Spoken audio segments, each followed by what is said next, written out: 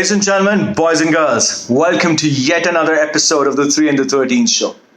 I'm 3, jersey number 3, Varun. And I am 13, jersey number 13, Raghav. For you all to be inspired this week, I give you 3 words. The Last Dance. Featuring on Netflix, the story of a champion team, the Chicago Bulls, and the story of a champion, Michael Jordan. So what stood out for me in The Last Dance was not just the story of God himself playing basketball, but about his resilience, his will to succeed at any cost, his personal sacrifices. He loses the biggest matchup of his career, and the next day, he does not rest. He does not take time off. He hits the gym with a vengeance to make sure that he comes out better and stronger. This is what sports is all about. This is what being a sportsman is. This is what inspiration is. So today we bring to you the story of the lioness from Punjab, Indian women's national basketball team captain, leader and legend for us, Raspreet Sidhu. So she's been part of the Indian national basketball team since she's been 16. And ever since she turned up on the court in the Indian jersey, there's been no looking back. Her will to succeed is very similar to all the greats who've played the game. She does not give up easily. She does not take an off day. She trains and just trains to be the best version of herself for her country and for the game. We bring to you her story for all of you to be inspired. All right, let's start the proceedings, Raspreet. So the world would like to know, Raspreet Sidhu, the person, or Raspreet Sidhu, the basketball player? Both are equally important, right? One doesn't exist without the other. So yeah. Very well. So we have started on a light note. And with that, my second question is, so with all the fun and the competitive moments, which one is your favorite basketball memory? Wow, that is extremely tough because there's not one. There are just so many of those. But one of the top is first ever gold medal in the history of women basketball. To be a part of history was something which will always stay with me no matter what. And the second best memory was to play with my idol, with my inspiration, a player from Japan, to take. So let me tell you one of the instances which happened when I was playing against Japan in 2009 when the Asian Basketball Championship was happening in Chennai, right? In front of the home crowd, and we're playing Japan, and Japan is definitely one of the strongest and the most sorted team ever in Asia, Oceania right now. So I'm playing my idol. I'm guarding her because no one else on the team was ready to guard her. So I took up the challenge. And I actually stole a ball out of her while defending. And, I can relive the moment like it happened yesterday. Because once I stole that ball guarding her, and I was all alone going to convert a layup shot, and I was just trying to think, okay, what did I just do? What did just happen? So that is something I made the shot. So that is something which will always stay very close to my heart with tons of other memories, but let me just tell you 2 for now. All right, next question. Having fun while playing and competing, what's the mixture like and how do you balance it? So basketball started because of a lot of fun, because of a lot of adrenaline, because of a lot of other things and satisfaction majorly which it gave me initially, and the real world set in when we had to go play a first inter-school tournament so no matter what the level is, I'm always competing as if I'm playing at the highest level, and I always treat every single game as if it's the last game which I'm going to get a chance to play. So it's a very difficult balance.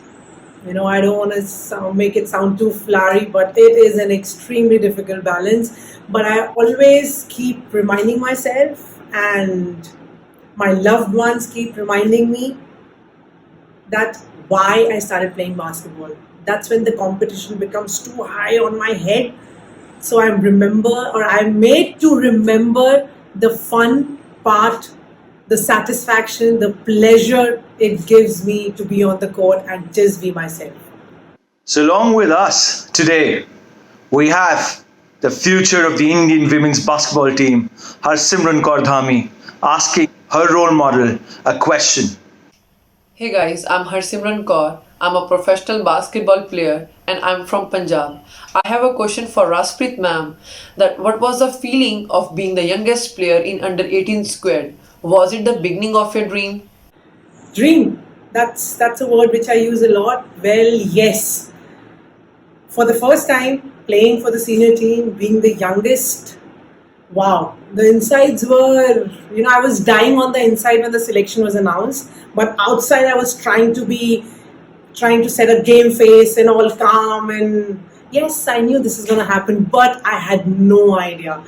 All I was doing is enjoying playing with the senior players, and the next moment the trials happens, the selection happens, and I'm called out for the team. Amazing. So, what was your initial reaction when you got called up for the Indian national team? Was it a choice reaction? Yeah! Or was it a subtle tears to the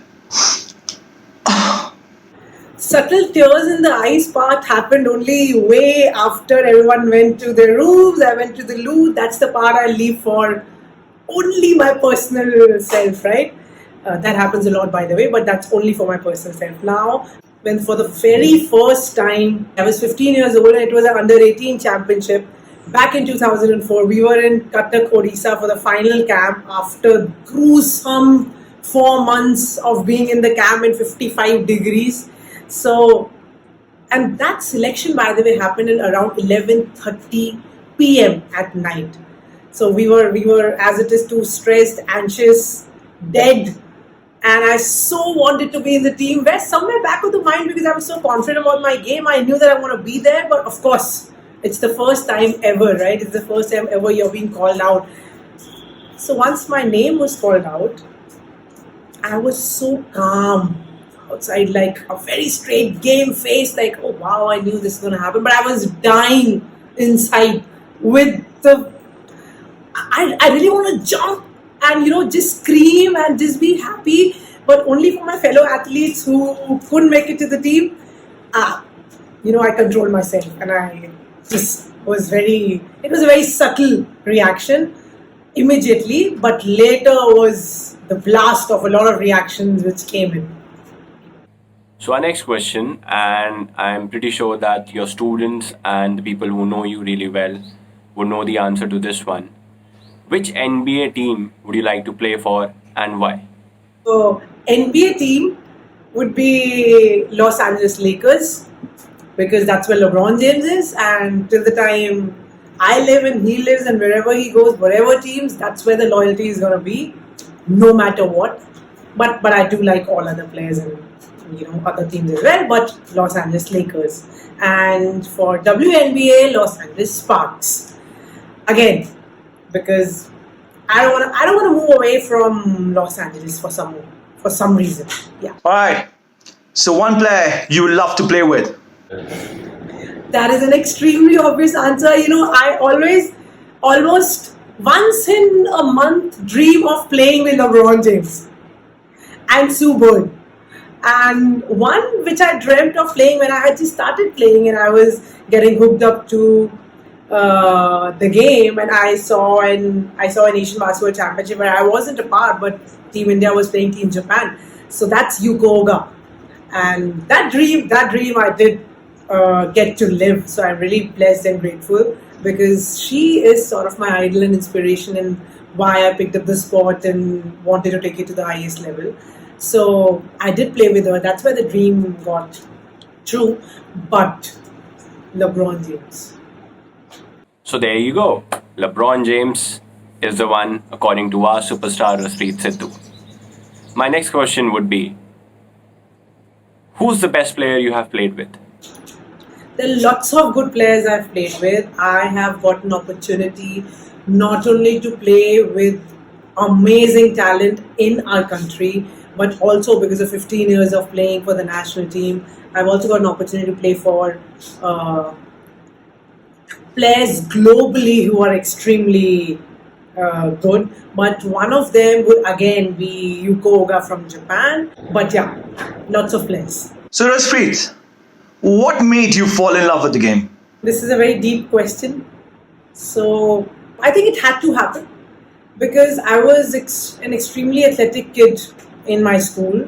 So every coach wanted me to play his or her sport, where I tried my hands at a lot of other things, other sports, majorly athletics and football and badminton and kho and few other sports. But once I started playing basketball, I think, like I said, it was meant to be. There was no looking back at all because I just never want to drift away from playing this beautiful game and the feeling it gave me, the recognition it gave me, the respect it gave me, the name it gave me. So yeah. So, another deep question for you. In a country like India, where cricket is the most followed sport and no other sport has ever come near to cricket, and being a female athlete, what is the biggest challenge that you have overcome in your career so far? There's been a lot of challenges and not just one in their own way. But the biggest I had to overcome till date was back in 2009 when I was again the youngest in the team, got selected to play for the first ever 3-on-3 championship. So we had to go play in third Asian indoor games which were going on in Vietnam. And we lost the gold medal match by 1 point after leading by 4 points against Thailand. So just to overcome this situation, the loss definitely, although it was a win because we were silver medalists in the Asian indoor games, but I think we really, all of us really wanted more. But that was the time when I was completely broken down, where I had no idea that it's gonna take me a while to get back on my feet. But yeah, that was the biggest challenge because after that game, I thought I'm not good enough. And I thought that, wow, that was a disaster. We were just so close to the victory, so close to the gold, and we let our country down, we let ourselves down, we let so many millions of people down. So that was sort of a feeling, other than being positive and feeling that, wow, this is the first ever silver medal the country's ever received. But no. So the process, the journey which followed post 2009 loss was the most challenging part for me as a player, to bounce back and come back to the basketball court. So, everyone wants to know the secret recipe of Raspreet Sidhu's success. Your favorite move. So my favorite basketball move is it's my go-to move always is a pump fake, which almost every time it works because I'm a shooter. So it's a pump fake and a step back jump shot. Who has been the biggest influence in your career? My coach, Mr. VP Nirula, he himself was a national team player a lot of decades back, and he was one of the best point guards and forwards India had ever produced. He's played with the likes of Ajmer Singh Sir, Hanuman Singh Sir, who are all the Arjuna Awardees, and he deserved to be an Arjuna Awardee as well. He got everything which takes to be there, but some people just get unlucky and unfortunate, I believe. So my coach was always an inspiration for me to do well, not just at basketball, but also at studies, because he was also a chemistry honors gold medalist from Rajasthan University. Yeah, right. So he's been my biggest inspiration till date, and the values he taught me, including my parents and including my father, the values my coach and my parents and my siblings had taught me has got me a long way. So at that point of time, I didn't realize that it's a life lesson, but that definitely was a life lesson, and it really helps me till date in my day-to-day challenges or battles, or just to just to battle against just everything. So I think I'm prepared, and the onus of this goes to my coach. So, Raspreet, introspective question. How can India provide more players to the NBA platform? It's a long journey, right? But it's not an impossible one. A very good news is in past 5 years, we've got a lot of youngsters because of the NBA being in India and NBA Academy being set up, etc. A lot of youngsters are exposed to the opportunities to go and play in the NCAA. So boys and girls from our country are playing in Division A, Division B leagues in NCAA. So I think that is the beginning of this journey, right? And it's going to take a while, but definitely moving forward, and if we be on the track, it's not a far-fetched thing. So we are hopefully, by God's grace, and if everyone works together, we will see a lot more players getting into the NBA leagues. What is your pre-game ritual? That's a very funny one, and I don't know if I don't know if I should say this, but on a lighter note, it's at least go to the restroom thrice before a game starts, right? That's on a lighter note. But now on a more serious note, one of my ritual is always imagination. So that definitely starts from the moment we leave our hotel room till we reach the venue. I imagine myself playing already with the team we are supposed to. That really helps me to sort of calm my nerves and to prepare me for the competition, and to prepare me to compete at the highest of level. And I would recommend this to all the young bowlers. Imagination works wonders. So before even you get into the game, you can start imagining yourself doing the things which you and your team are supposed to. And that is what one of my pre-game ritual has always been. All right, then, time to choose. Choose one if you have to. Silver at the third Indoor Asian Games in 2009 in Vietnam, or then gold at the first ever South Asian Beach Games in Sri Lanka 2011. Wow, that is some question. I think the journey. I think the journey is what I will choose, because both hold a very, very close and a very great place in my heart. I can't do without either one, because 2009 taught us just so much. The loss, that silver medal, the gold medal loss, which I don't think a win could have ever taught us. So the journey from the silver medal in 2009 to the gold in 2011 is what I will choose as one of the most satisfactory journeys I've ever got a chance to live. Our last question for you, Raspreet.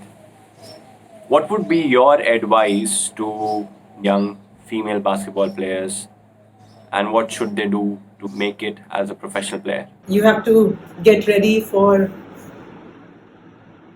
a lot of bombardment and challenges. That is one. Just kidding. No, so hard work has and will never go to waste, no matter what.